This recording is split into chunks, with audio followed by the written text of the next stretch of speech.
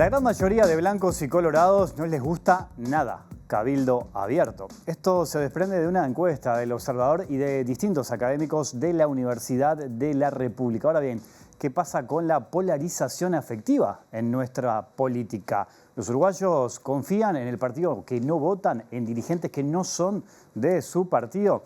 De distintos temas estaremos hablando esta noche. Bienvenidas, bienvenidos. Así comienza Lado B.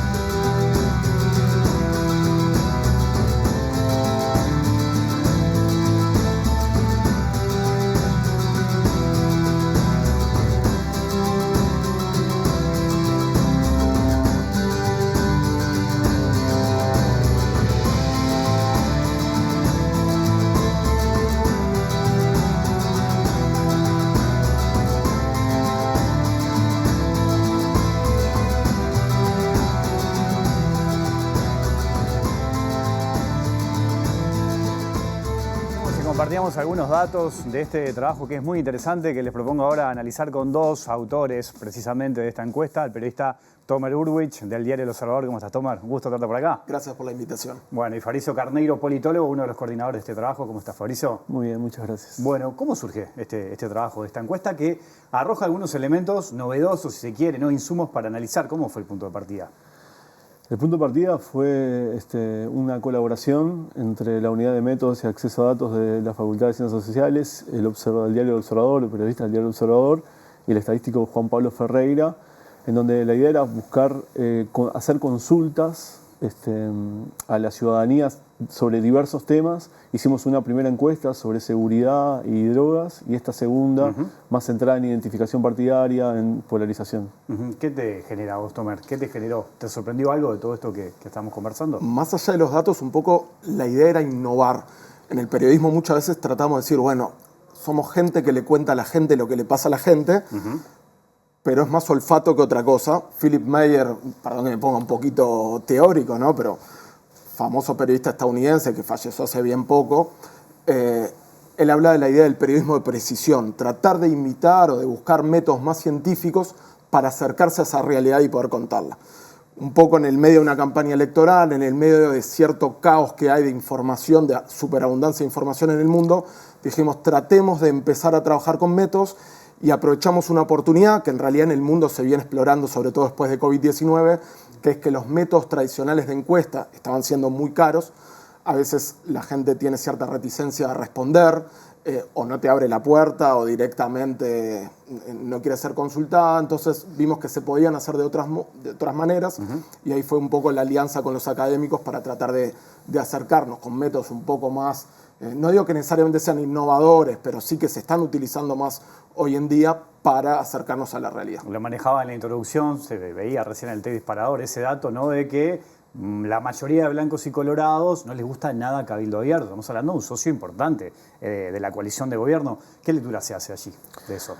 Bueno, Cabildo Abierto es un socio importante de la coalición de gobierno. También es el socio más nuevo, ¿no? Blancos y colorados ya tenían experiencias coalicionales anteriormente. Cabildo Abierto viene, a partir de, sobre todo de la elección un tanto sorpresiva de 2019, ¿no? Cabildo Abierto hizo una muy buena elección en 2019 y se suma a la coalición. Cabildo Abierto tiene características que no son parecidas en algunos aspectos a los partidos de la coalición. Por ejemplo, en el aspecto económico, claramente Cabildo Abierto es mucho menos liberal que Blancos y Colorados.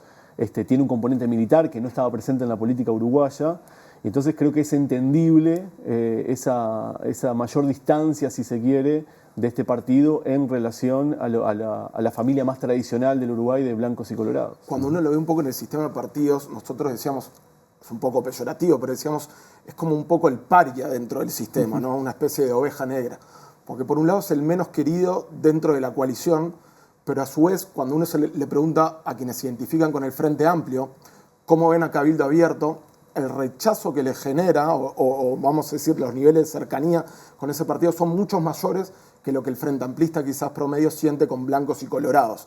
Es decir, que hay una cuestión ahí que va más allá incluso que la idea de la coalición. Un punto interesante es ver quiénes votan a Cabildo Abierto, ¿no? Y qué puede llegar a pasar también en la próxima elección, a partir de estos datos que surjan, ¿no? Ahí había un estudio de la campaña anterior que habían hecho el sociólogo Porsekansky y Nicolás Schmidt, politólogo que trabaja justamente con nosotros en el equipo, que mostraba que cerca de la mitad de quienes habían votado a Cabildo Abierto en octubre de 2019 para el balotaje se volcaron hacia la fórmula del Frente Amplio.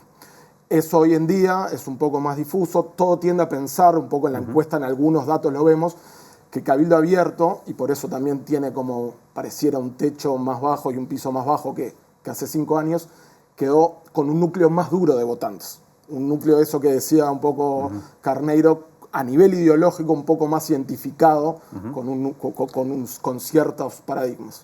Sí, y lo que identificamos también en Cabildo Abierto y en todos los partidos de la coalición es que claramente también hay un núcleo muy duro, muy mayoritario, que no le agrada el Frente Amplio. Es decir, uno puede encontrar ahí un poco el pegamento de la coalición, es decir, qué es lo que une a esta coalición un poco, bueno, ese desagrado, esa mayor distancia frente al Frente Amplio. Ahora, si nosotros tomamos el término argentino de la grieta, ¿no?, tan instalado del otro lado del río, uno al leer la encuesta, este trabajo, se da cuenta que eso no está instalado aquí en el Uruguay. ¿Cómo lo leen eso?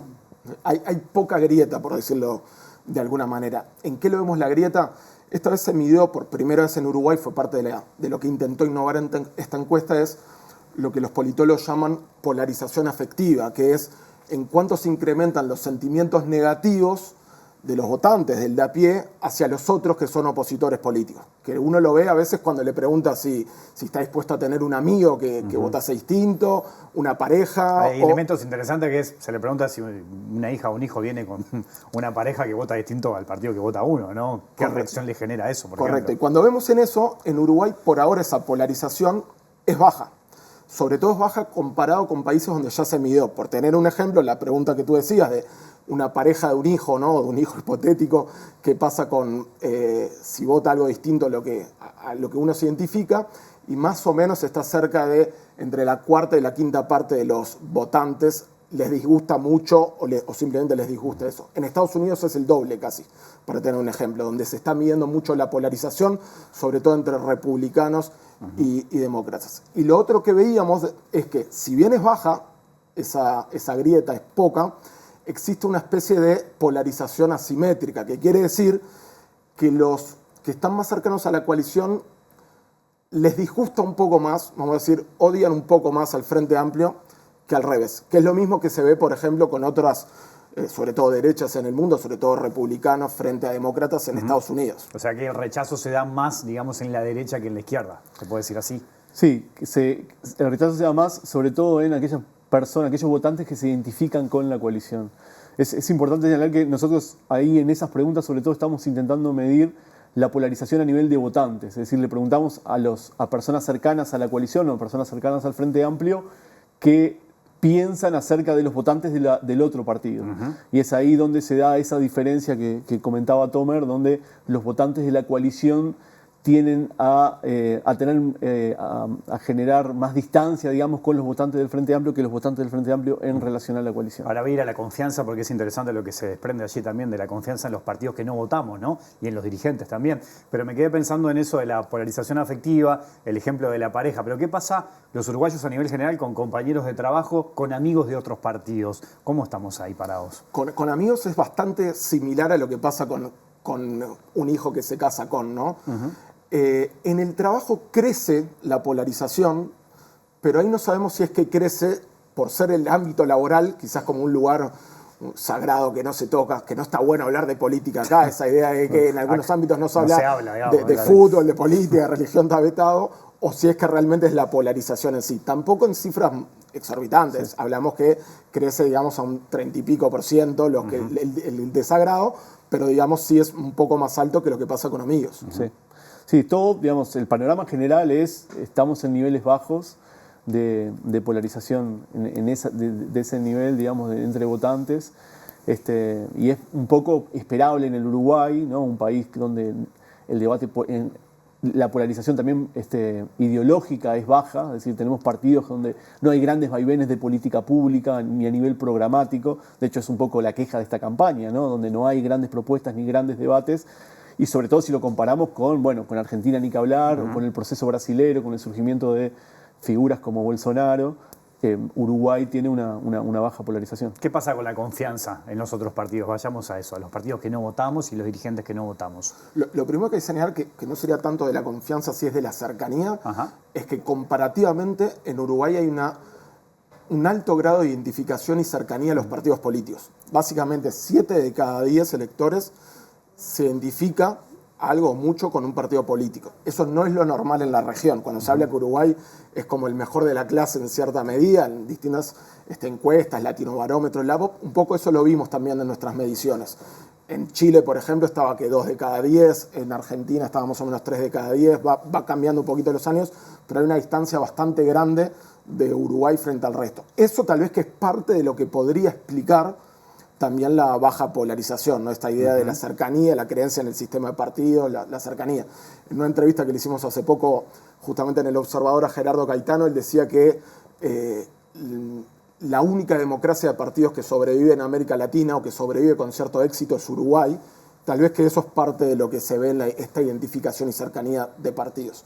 Sí hemos visto, y ahí le doy la derecha al politólogo para hablar, pareciera que en el Partido Colorado hay un poco menos de identificación hoy en día que quizás la identificación que tienen en otros sectores, pero creo que ya es más terreno politológico. Sí, claramente lo que nos da la encuesta es que los votantes del Partido Colorado están menos cercanos que el resto al partido, incluso que Cabildo Abierto. En Cabildo Abierto hay un núcleo muy duro de identificación con Cabildo. Bueno, y eso puede hablar también un poco de la situación en la que está hoy el Partido Colorado. Eso te iba a preguntar, ¿se puede explicar eso? Y sí, bueno, el Partido Colorado claramente hoy está buscando nuevos líderes, está buscando una identidad. Es un partido que surgió muy golpeado de la crisis del 2002, ¿no? Perdió una enorme cantidad de votantes y está buscando su lugar en el sistema político, ¿no? Está buscando una nueva identidad, si se quiere, todavía. Entonces, eso es entendible, dado el proceso del partido, comparado con los otros dos partidos que ya vienen con identidades muy claras y que no sufrieron crisis, ¿no? Eso que decías de la confianza, si se quiere, o la fortaleza de nuestra democracia, hace que veamos a los otros partidos, digamos, también con buenos ojos, que nos genere desconfianza. ¿Cómo estamos parados allí? Depende un poco de qué se pregunte. Cuando se pregunta por los dirigentes políticos, generalmente hay bastante rechazo. Pero cuando se pregunta, por ejemplo, si el otro partido político en su conjunto es una amenaza para la democracia, casi que no existe, digamos, quienes estén de acuerdo con esa afirmación. Es muy bajo los que consideran que el opositor es una amenaza para la democracia. Cuando se pregunta por los dirigentes, y ahí puedes tener que ver más con esta lógica de cómo concebimos a los políticos, ¿no? Y esta idea de son todos así, quizás va más por ahí el nivel de confianza. Sí, lo que vemos es que, de vuelta, todo a nivel muy bajo, pero hay confianza, digamos, hay cierta confianza en los políticos. Obviamente eso tiene un sesgo partidario, es decir, confían los votantes, los cercanos al Frente Amplio confían más en los dirigentes del Frente Amplio y los votantes de la coalición confían más en los dirigentes de la coalición, pero eso es entendible, digamos, en el marco de esa cercanía en preferencias políticas. En eso de la cercanía hay algo, disculpa, no menor, que es que hemos observado ciertos muros bajos o muros porosos entre blancos y colorados. Es muy alto el nivel de cercanía que vemos entre los votantes de un partido y del otro. Y se habla de familia ideológica. De también, familia ideológica. Luis Eduardo González hablaba la idea de eso de que Uruguay va a tender a un bipartidismo, un bibloquismo, y que pareciera que se está notando y que va más allá de una simple conveniencia electoral o una gimnasia electoral. No está, si uno lo piensa en términos históricos, que era el Partido Colorado, ¿no? Como fundacional, como uno de los partidos fundacionales que gobernó casi todo el siglo XX, versus lo que se veía, ¿no? de los nacionalistas, quizás no lo pudiese imaginado, que quizás hoy en día estábamos hablando que eran parte de una misma unidad. Y eso sí se nota claramente en la encuesta. Y también se ve a nivel electoral, ¿no? Un poco las encuestas hoy están mostrando eso, que hay muros bajos de votantes. De hecho, el aumento de Ojeda todo indica que es básicamente un trasvase de votos entre esos partidos, ¿no? Ahora, ¿qué pasa con el género, no? Porque también se plantea de que, por ejemplo, el Frente Amplio tiene mayor cantidad de mujeres apoyándolo. ¿Cómo se ve eso? Sí, a nosotros nos da eso básicamente que las mujeres tienen una mayor probabilidad, digamos, de votar al Frente Amplio, hay cierta masculinización en la coalición, pero eso también responde a un fenómeno más global que en el mundo hoy por hoy hay cierta masculinización del voto más a la derecha o a la centro derecha, y las mujeres, digamos, están más, tienen más probabilidad, digamos, de votar a la izquierda. Eso es un cambio que se da a nivel que tiene que ver con procesos mucho más largos de la salida de las mujeres al mercado laboral, digamos, la vida pública. Tradicionalmente, históricamente, las mujeres tenían posiciones más conservadoras, pero cuando se da el cambio en los roles de género, se da también ese cambio cultural, ¿no? De hecho, la politóloga Pérez Bentancur hablaba el otro día, refería a eso y decía, en los países en los que no es obligatorio votar, las mujeres tendían a concurrir menos a las urnas que los varones. Y cuando lo hacían, cuando concurrían, tendían a votar tendencias más conservadoras. Eso a partir de lo que se ha llamado como la revolución silenciosa, la salida de la mujer al mercado laboral, el cambio en los contratos de familia, de cuidados y todo lo que ya sabemos, fue girando también. Es decir, no solo modificó la vida familiar, las rutinas, sino que también podría estar cambiando un poco o incidiendo en los votos y en las preferencias electorales. Entonces hay un corrimiento también del voto femenino hacia posturas más hacia la izquierda. En Estados Unidos está muy claro con el tema de los demócratas, y es probable ahí también que tenga que ver también con cómo algunos sectores de izquierda se apropian del discurso, ¿no? De los relatos, esta idea, ¿no? De los movimientos feministas asociado muy como una lucha de determinados sectores. Eso también puede estar incidiendo. Exacto. Y las nuevas derechas, Milei, Bolsonaro, digamos, Trump, también con un discurso en contra de la agenda de género. Eso también ayuda, digamos, a este realineamiento del voto en términos de género. Fabrizio Carneiro, Tomer Urwich, gracias por venir, ha sido muy bueno escucharlos. Gracias a ustedes. Gracias, muchas gracias. Vamos a este take, cambiamos de tema, nos metemos también en la campaña electoral y mucho más lado B aquí en la pantalla de TV Ciudad. Gonzalo Martínez tiene 34 años y pasó la mitad de su vida militando a nivel sindical y político. Con 12 años comenzó su trabajo activo en política partidaria, incentivado por su padre Walter, que fue integrante del Partido Comunista y preso político durante la dictadura. Siguiendo sus pasos, Martínez fue fundador de la Asamblea Popular, estudiante del profesorado del IPA, columnista en el diario La Juventud y ahora presidenciable de la Unidad Popular Frente de los Trabajadores. Además, es el más joven candidato a presidente de las futuras elecciones.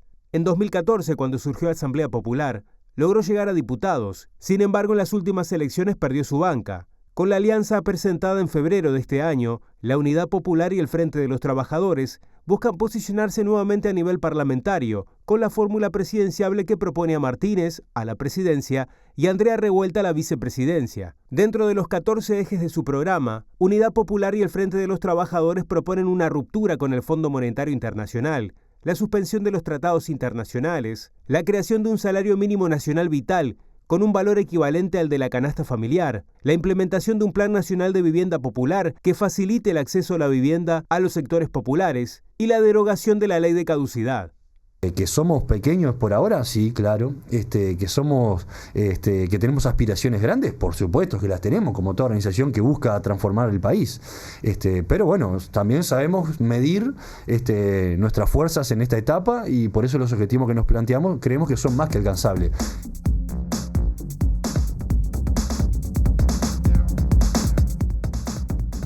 Nos metemos en la campaña electoral, seguimos recibiendo a candidatos a la presidencia en este mes de octubre, mes de las elecciones, y precisamente me acompaña aquí Gonzalo Martínez, candidato a Unidad Popular, Frente de los Trabajadores. Gonzalo, un gusto tenerte por acá. ¿Cómo andás? Muchas gracias, un placer. Bueno, te agradezco porque sé que venís de un acto, en realidad, ¿no? Sí, bueno, estamos haciendo muchos actos barriales. Hoy estábamos allí en Avenida Italia y Comercio, una zona muy trabajada por los compañeros de hace mucho tiempo, y estaba previsto el acto ya hace varios días, y bueno, cambiamos un poco el orden.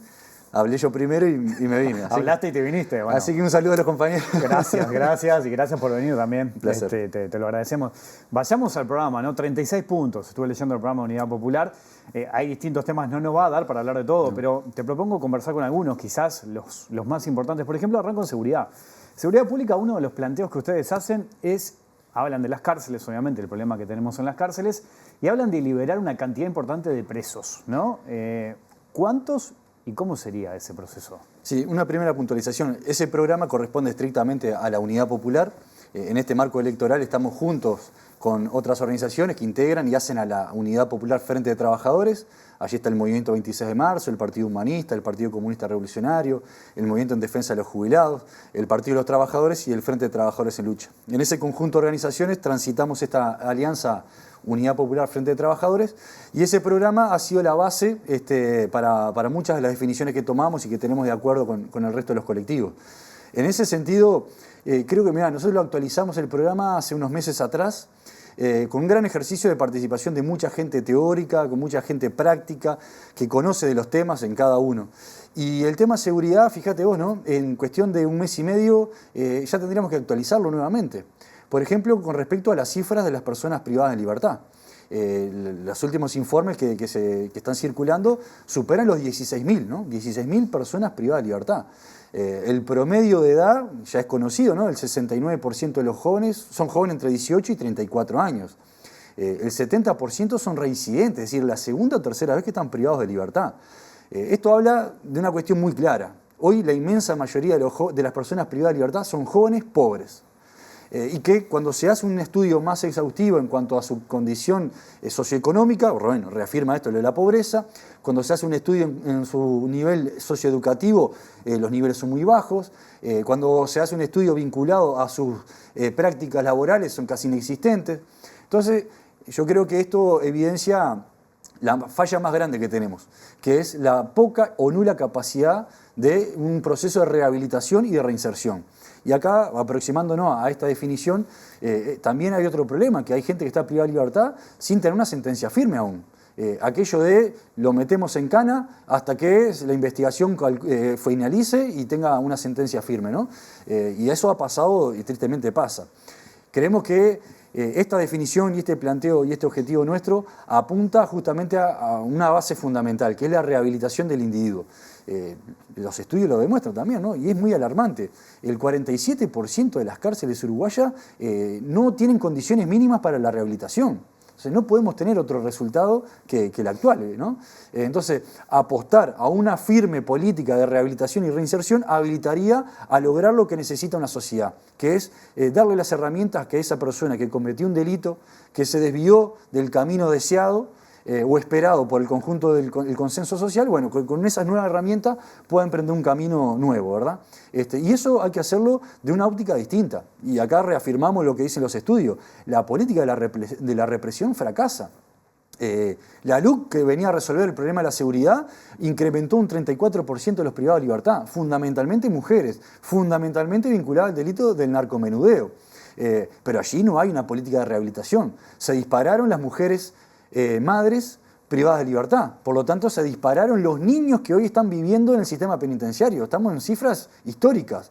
Entonces, hay que repensar este modelo y para nosotros la represión no es el camino para la rehabilitación, eso está evidente, y creemos que acá el rol protagónico lo juega el Ministerio de Educación y Cultura, como supo serlo en sus orígenes. De hecho, ustedes plantean que las cárceles pasan otra vez, que vuelvan, digamos, al Ministerio de Cultura, ¿no? Es que si nosotros queremos que las personas privadas de libertad tengan un vínculo nuevo con la educación, tengan un vínculo nuevo con el mundo del trabajo, un vínculo nuevo desde el punto de vista de la salud, vínculos familiares nuevos, de otra perspectiva, queremos un vínculo con la sociedad diferente, no puede ser a base de cachiporra y picana, ¿verdad? Ahí tiene que intervenir fuertemente el Ministerio de Educación y Cultura, como también lo vienen sosteniendo muchas organizaciones sociales que están en este tema. Ahora, Gonzalo, en el capítulo de Defensa Nacional se habla de depurar las Fuerzas Armadas de quienes hayan cometido crímenes de lesa humanidad. Y acá te pregunto, ¿cómo se va a identificar a esos responsables? Bueno, eso yo creo que acá es claro. Hay autoridades y figuras políticas que firmaron ciertos pactos, ciertos acuerdos de silencio y que todos tienen responsabilidad en la mantención de la impunidad como primer elemento. Entonces, fundamental eliminar la ley de impunidad. Y acá no cabe la interpretación de una ley. Esta ley no puede ser interpretada de otra manera como algo nefasto para la historia y la democracia. La ley de caducidad es un sello y es un cepo para el avance de la verdad y la justicia y tiene que ser eliminada.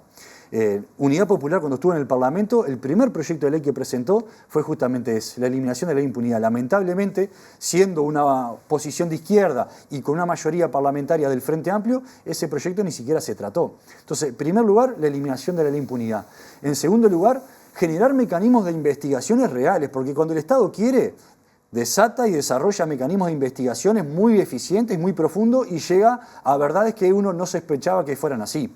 En este caso hay un caudal de información importante que ya es público, que circula, tanto de los represores como de las víctimas, y sabemos que con ciertos niveles de investigación se puede acceder a información que a veces hubo incitación de entregarla y sin embargo se archivó, se ocultó, incluso en el periodo progresista. O sea que ¿verdad? ese, no sé si llamar presión, pero se intentaría que esa información aparezca, digamos. Y claro que sí, es necesario presionar sobre aquellos actores políticos, sociales y evidentemente militares que intervinieron, que hoy siguen vivos, incluso con ciertas responsabilidades políticas, ¿no? Hay otro tema importante, vamos a tener un plebiscito. Uno de los plebiscitos es el de la reforma de la seguridad social. Allí en el programa ustedes plantean un sistema único de seguridad social. Entre otros puntos manejan, ¿no?, una causal jubilatoria de 55 años para las mujeres y de 60 para los hombres. Acá te pregunto, ¿cuánto condiciona ese plebiscito? ¿Cuánto condiciona la ley que tenemos actual de reforma de seguridad social? Bueno, en primer lugar, si hoy tuviéramos que ponderar nuestro programa de gobierno o la papeleta del plebiscito de la seguridad social, nosotros apoyamos el plebiscito de la seguridad social desde el primer momento. Nosotros no somos como otros candidatos u otros partidos que vieron que estaban las firmas juntadas y se subieron al carro. Nosotros estuvimos denunciando la reforma del gobierno, promovimos la discusión a nivel social entre los sindicatos, pujamos para que el PIT-CNT definiera el plebiscito, juntamos 30.000 firmas, imprimimos papeletas, colaboramos con la redacción del texto y evidentemente ahora todas nuestras listas van a sobrar la papeleta blanca del sí. Creemos que esa es una base muy importante que viene a dar justicia en varios planos con respecto a la seguridad social. El primer elemento, y que se corresponde con nuestro programa y en teoría también con otros programas, pero no toma la postura, es la eliminación de la ASAFAP. Nuestra concepción es que un derecho humano fundamental como la seguridad social no puede estar mercantilizado, no puede estar privatizado, y las AFAP significan eso. Son empresas que lucran con el aporte de los trabajadores en torno a un derecho. Y ha quedado demostrado desde 1996 hasta la fecha que además de haber acumulado 24.000 millones de dólares, que eso significa 1.500 por año de transferencia desde el BPS a la AFAP, en realidad no han aportado nada significativamente en la perspectiva de la seguridad social. En otros rubros capaz que generó otras cosas y serán motivos de apoyo de Orsi o Delgado, pero en materia de seguridad social las AFAP no aportaron nada. A la prueba está, el 61% de las jubilaciones que pagan las AFAP son menores a 5.600 pesos. En su inmensa mayoría son menores a 3.000 pesos. O sea, las AFAP acumularon sus ganancias y cuando llegó el momento de pagarle la famosa doble jubilación a los trabajadores, resulta que no es así, ¿no? Yo recorro el país y viene la gente a las actividades con los recibos de sueldo y me muestran 800 pesos, 69 pesos, 1.500 pesos de jubilación por mes de AFAP. O sea que la eliminación de las AFAP es crucial si queremos defender y prevalecer el derecho de la seguridad social. Y después están los otros dos puntos. En relación a la edad, es verdad que nosotros tendemos a una edad, a una cifra similar o próxima, pero lo que establece el plebiscito es fundamental. Volver de 65 a 60 es clave, por dos elementos centrales. Nosotros concebimos a la seguridad social como un garante para la vida, pero para todas las etapas de la vida, porque cuando uno ve y estudia y analiza y conversa con los trabajadores de la seguridad social, entiende que este derecho empieza a aplicarse desde antes de nacer. Cuando la madre está gestando a su niño, cuando necesita de la intervención médica, del cuidado médico. En la primera etapa de la niñez también aparece la seguridad social. En el transcurso de la vida, en la jubilación, incluso muertos. Entonces, es un garante de la vida, pero además es un garante de la seguridad social del empleo en sí mismo. Y esto de la edad en particular. Porque si nosotros volvemos a los 60 años para jubilarnos, luego 30 años de aporte, ¿no?, que a eso nos está modificando, creemos que da solución al problema del empleo, al problema del empleo juvenil, porque en estos momentos tenemos el 27% de los jóvenes desocupados. Todos sabemos que una persona con 55, 60 o ahora con 64 años, si pierde el empleo y le faltan tiempo de trabajo, no consigue un trabajo digno. Entonces acá se nos está enfrentando a trabajadores con trabajadores, los más jóvenes con los más adultos. Y esto evidentemente tira a la baja el valor del salario. Porque si vos tenés más gente en el mercado laboral, jóvenes o adultos, bueno, en realidad poco importa la edad, lo que importa es cuánto menos puedo pagarle a cada uno de ellos. Y eso es una repercusión que vamos a tener de forma inmediata. Consecuencia, que estos 500.000 trabajadores que hoy ganan 25.000 pesos o menos, se aumente. Entonces, volver a los 60 años interviene directamente en el mundo laboral, en el acceso al trabajo, y el otro elemento que garantiza el derecho a la vida. Después de 30 años de aporte, de 60 años de edad o más, porque sabemos todo lo que pasa, Vos tenés el momento de elegir, a los 60 años me jubilo. Y eso es darle la garantía constitucional y estatal a que esa persona luego de toda una vida en actividad pueda emprender una etapa de disfrute, de goce, de libertad para hacer lo que más le guste.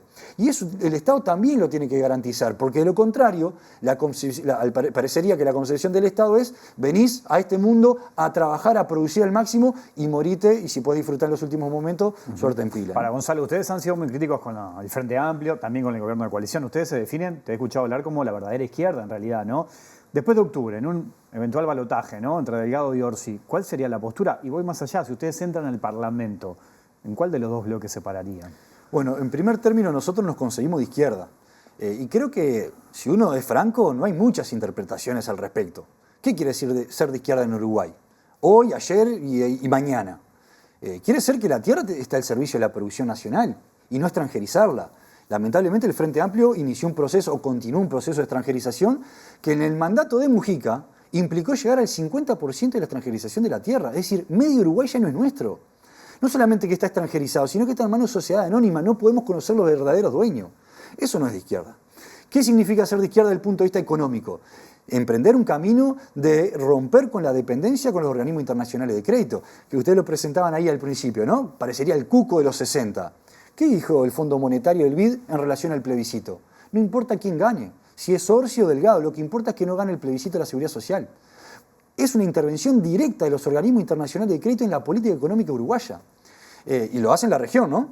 Entonces, romper con los organismos internacionales es fundamental para emprender un camino de independencia económica. Lamentablemente, con el mandato de Astori y hasta la fecha, se ha aplicado un acuerdo de pago que ningún gobierno neoliberal clásico pudo lograr.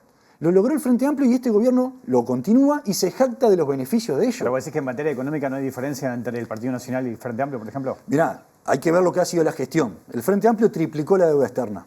La llevó a pesos, otros vínculos con otros organismos, pero la deuda se triplicó. ¿Dónde están las casas? ¿Dónde están los hospitales? ¿Dónde están las industrias con ese endeudamiento? Y este gobierno hizo lo mismo. Pero no solamente lo que pasó. Veamos lo que están diciendo los futuros ministros de Economía actuales de las dos coaliciones, la progresista y la derecha. O'Donnell y Labat. Uno escucha a O'Donnell y mamita, te da miedo.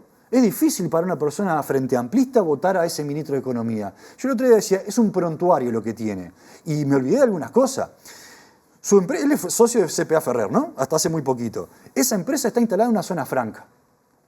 Difícilmente vaya a convertir en una zona franca cuando su empresa está ahí. Él asesoró, la auditoría se la hizo a República de AFAP. Es lógico que no esté a favor de eliminar la AFAP cuando él jugó y sacó una tajada asesorando a República de AFAP.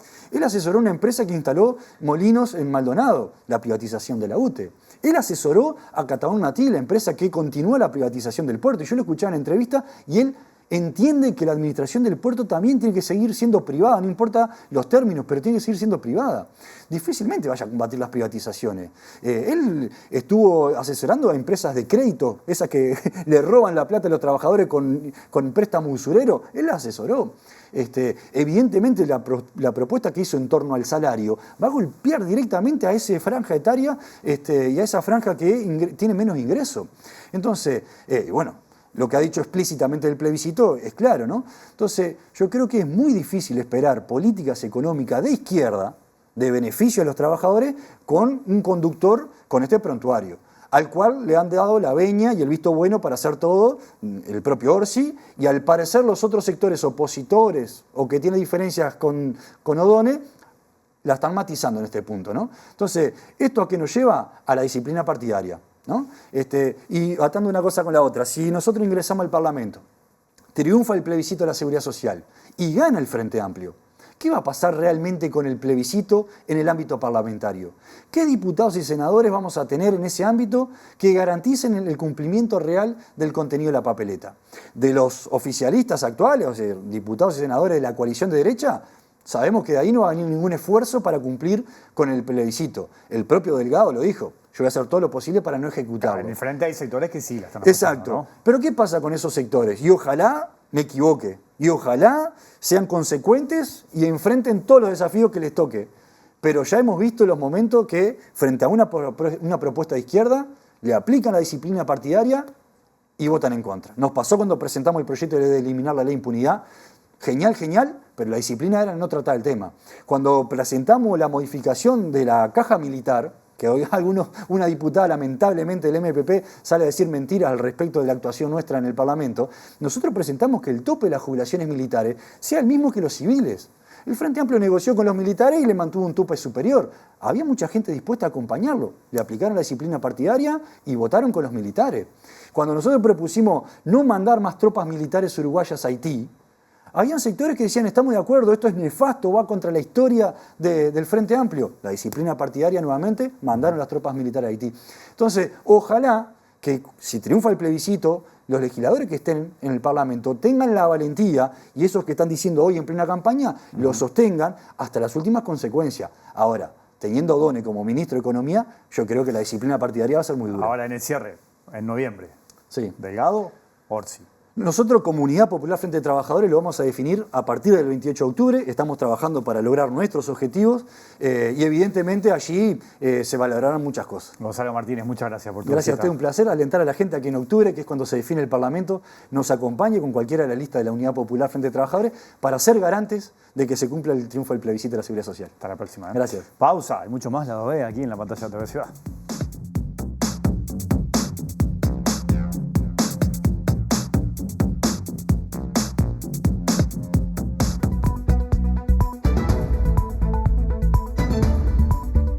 Bienvenidas y bienvenidos a Cateto Adyacente en Lado B, buscando el ángulo de la información.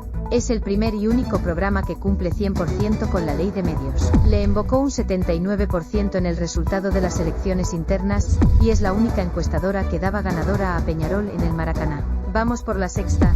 Los ciudadanos tienen derecho a que empiece de una vez la campaña política de verdad, con ideas, propuestas y debates. Y no esta vergonzante batalla de infantería de Tergopor, plagada de publicidades que no se sabe si están vendiendo refrescos cola, ropa para grafiteros, programas de televisión de Cris Morena o proponiendo un candidato a presidente. Con el argumento que es la única forma de enganchar a la gente porque ya no le interesa la política. Y pregunto, ¿cómo le va a interesar la política a la gente si ustedes la tratan como si fueran adolescentes de los 90? Viernes de Cateto.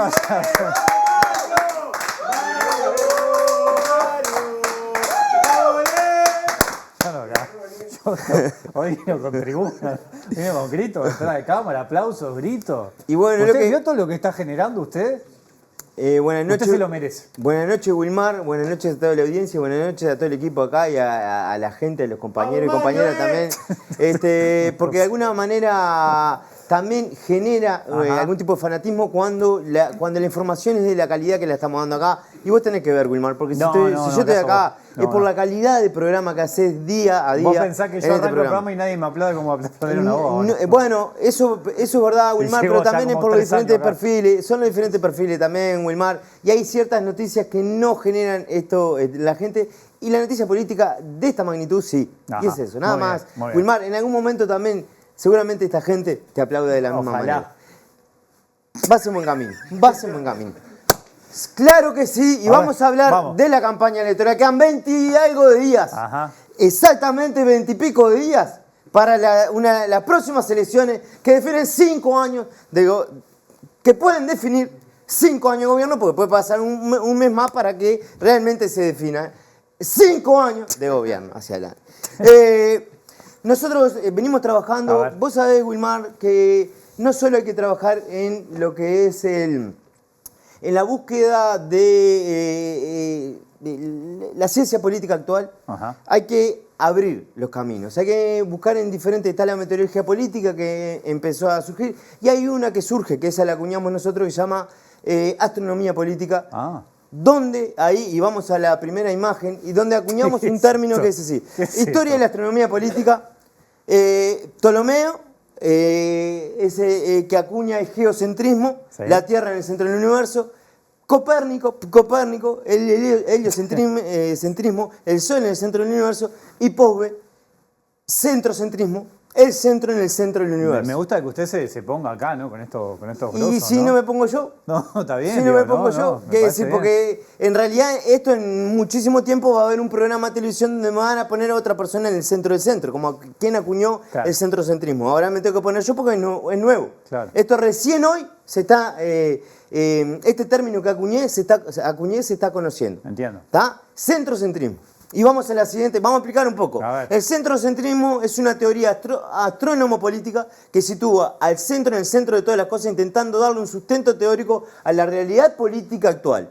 Y para ello nos interpela de diferentes maneras. Ajá. Cuanto más al centro del centro, cuanto más al centro del centro, cuanto más, Ajá. Ajá. ¿Cuánto más al centro del centro se puede ir para atraer votantes del centro? Ajá. ¿Existe realmente ese punto en el centro del que equidistan todos los demás puntos de un círculo político? ¿Es posible caer o posicionarse exactamente en el centro del tablero geopolítico? ¿Cuántas preguntas? ¿Qué estrategia deberían abordar los partidos para conquistar electoralmente el centro del centro político? Ojo. Porque eso es lo que se está peleando hoy. Y vamos a la siguiente diapositiva que muestra un poco el tablero político del centrocentrismo. Esto es bueno, para nosotros, acá, por eso no te aplauden, Wilmar. Porque vos estás para el chiveo, nosotros estamos mostrando como un tablero político del centrocentrismo y para vos es un juguete. No, pero está, Wilmar. Me crié jugando esto, así que... Bueno, pero no esto mismo. Esto es el tablero político del centrocentrismo. Este es el tablero genérico. Sí. Vamos a la siguiente imagen que muestra foto del momento del tablero político del centrocentrismo de la actualidad política de cara a las elecciones del 27 de octubre. Esto es antes de las declaraciones de Suárez sobre Bielsa. ¿Qué condiciona las declaraciones de Suárez? Bueno, si no condiciona... bueno, es verdad que hoy marcó todo. Si no condiciona las declaraciones de Suárez a Bielsa, no sé qué condiciona. Está bien, está bien. Es decir, no sé qué condiciona. Ajá. Si no vamos a tomar el fútbol como algo importante de la política actual, no sé. Es decir, gana Uruguay y mejora las encuestas. Claro, entonces ya lo ha demostrado. Está demostrado. Entonces, bueno, así es el tablero. Tenemos... Acá están todos los partidos políticos representados. Tenemos que todos estos partidos políticos, hoy se está combatiendo el centro. Ajá. Se combate, se busca llegar a ese centro y dominar. ¿Quién gana en el tablero político actual? Los que logren meter, ¿quién gana en las elecciones nacionales? Los que logren meter 4 fichitas en el centro. Eso es parecido en el Ludo también. Es parecido, pero es el tablero. Entonces, ¿en qué están los partidos? Bueno, tenemos el Frente Amplio, permiso, voy a pasar acá. Acá tenemos el Frente Amplio, acá tenemos el Partido Colorado, acá el Partido Nacional, y acá tenemos el Partido Independiente, el Partido, el Cabildo Abierto, la Unidad Popular. Unidad Popular y la Identidad Soberana. Y acá tenemos a Salle. Entonces tenemos, ¿qué está pasando? En el centro, el Frente Amplio no se estaba ubicando en ese momento, en un momento, y coloca a O'Donnell, por ejemplo, para tratar de ocupar el centro. ¿Qué pasa? O'Donnell se pasó del centro para el otro lado, y entonces ahí salta Sibila y salta Constanza Moreira a discutir ese centro. Entonces, estaba llegando al centro con una fichita, retrocede un casillero y no pudo colocar esa fichita en el centro. Claro. Ojeda, por su parte, venía con todo, poniendo las 4 fichitas en el centro. Por eso habla de los perritos, por eso habla de la... ¿Qué pasa? El centro es la ausencia de alguna forma de ideología o la presencia de todas ellas. Ese es el punto. Muy bien. Uno al centro va a buscar todo y no va a buscar nada. Claro. Es como quien va un domingo a comprar ropa al centro de Montevideo. No hay nada abierto. Está todo cerrado. Pero es el centro. Entiendo. Pero... Es decir, no es que no esté la ideología, no es que no esté la ropa, no te la venden, porque está cerrado. Eso, de alguna manera, yo sé que es difícil conceptualizar eso, pero yo creo que de alguna manera se entiende. Entonces, Ojeda venía y cae Pedro Bordaberry y todo ese esfuerzo que estaba haciendo Ojeda no llega a conquistar ese centro. Claro. Que de alguna manera, porque se ubica, se hacen pesas en el centro. Está. Después tenemos el Partido Nacional, que... trataba de ganar el centro, pero ¿qué pasa? Sale a la calle como siendo presidente para defender el plebiscito, que el plebiscito de alguna manera lo posiciona ideológicamente, el plebiscito de la seguridad social, lo posiciona ideológicamente en un antagonismo con el PIT-CNT. Claro. Entonces ahí hay una ideología de alguna forma y eso lo hace retroceder en un casillero, no puede poner la fichita. Y después tenemos que, por ejemplo, Cabildo Abierto arrancó para tratar del centro, pero siguió de largo y fue a buscar a otro lado que vaya a no saber. Se fue para otro Se lado. fue para otro lado a buscar la fichita. Y después tenemos acá a Salle, que no sabemos para dónde está buscando el centro. Que arrancó. Y después tenemos, por ejemplo, acá a Mieres, que de acá para arriba. De acá para arriba, lo está buscando acá arriba. Él lo busca ahí arriba. Está bien. Básicamente esto, y seguimos en la siguiente diapositiva porque ya no tenemos que ir. Esta es otra foto del momento político. ¿Este es el momento político? Sí, este es un momento político. Uno dice, vamos para la derecha, otro vamos para la izquierda, pero nadie suelta el centro. Así está el centro político hoy. Esta es la foto ganadora del primer premio del concurso de fotos del momento político llamado Al Centro que hay lugar. ¿Esta es la ganadora? La ganadora, que es imponente, ¿no? Es muy buena. Y bueno, para irnos, Wilmar, una de las ideas que teníamos era ya directamente, ya que se va a hacer el 27 de octubre la elección, decir, bueno, y si aprovechamos y también le damos un poco de vida y hacemos el 27 de octubre el Día del Centro, y la gente va a votar el Día del Centro. Es muy buena. Y esa es con lo que nos queremos quedar el día de hoy. 27 de octubre, el Día del Centro. Con promociones. Promociones. Y los comercios abiertos para que la gente los pueda ir a comprar comercios ropa. abiertos. Y que haya movimiento social. Que haya mucho movimiento y que la gente tenga ese día, ya que es el Día del Centro, que la gente pueda ir y sentirse a gusto con lo que está votando, ¿no? Usted es tan con bueno. el centro de todas las cosas. ¿Sabe? Usted es tan bueno que lo vamos a pedir con este aplauso y estos gritos de la gente. Wilmar, si yo soy bueno por la calidad que tenés vos, Wilmar. Fuerte el aplauso para Wilmar. Porque si yo tengo el nivel que tengo, es por el programa que tiene Wilmar. De un nivel que no lo tiro más para arriba porque sale el cuadradito de la pantalla. Lo más alto de la pantalla. Porque si hago así, se me va. Te lo dejo ahí. Ahí está el nivel de Wilmar. Ahí. Acá. Quédese ahí. Con esa imagen, nos vamos con esa imagen. Quédate ahí. De acá para arriba. Y de ahí para arriba. De acá Y para yo arriba. te aplaudo con... Muchas gracias.